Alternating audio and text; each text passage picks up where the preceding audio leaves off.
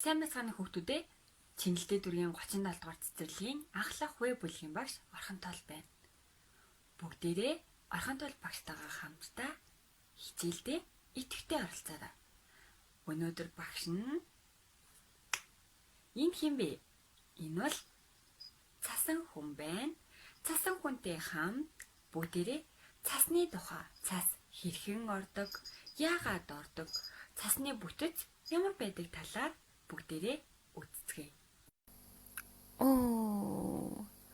Цасан хүн маань альтраад унцглаа. Хамар дээр нь харин цасан ширхэг тогтсон байна. Аажмаар болгоомжтой явахгүй бол мөсөн дээр халтарч унах юм байна. Гээ цасан хүн маань болгоомжтой алхаж байтал ахаад гулаад унцглаа. Гэтэл түүнд өөр нэгэн цасан хүн найз нэрж туслалаа. Тэр бол цасхан юм.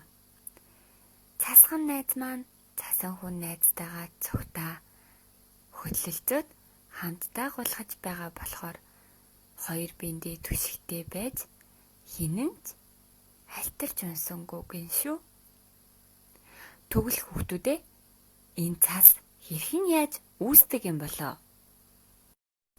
Та нар цас хэрхэн үүсдэг гэж бодож байна?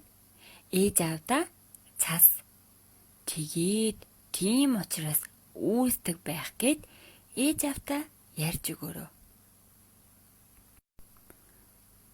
Хичээлээ төр зогсоож байгаад ээж аавдаа ярьж өгөөрэй хүүхдүүдээ.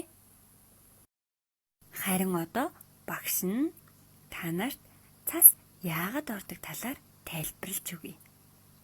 Зоны уйлралт ямар байдаг вүлээ хүүхдүүдээ? Өвөл шиг хүүтэн байдаг үлээ? Эсвэл эсрэгээрээ дулаахан байдаг үлээ? Мэдээж дулаахан байдаг.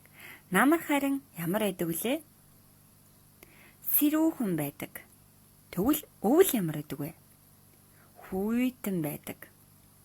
Зоны уйлралт бидний дээрээс орж байсан бараан туслууд өвөл болж хүүтрэх үед мөсөн талд үүсгэн бидний дээрээс цас болон ордог байх нэ. Харин хүүхдүүдээ та нар тэр цасан ширхгийг сайтар дээшээ хараад анзаарах юм бол цасан ширхгийн хээ уугалз бүрэн ахин хизээж давтагддаггүй байна шүү.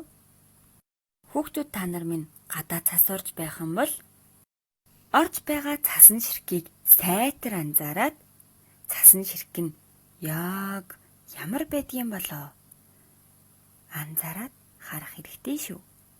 Ингээд хичээлдээ идэвхтэй оролцсон хүүхдүүдэд баярлалаа.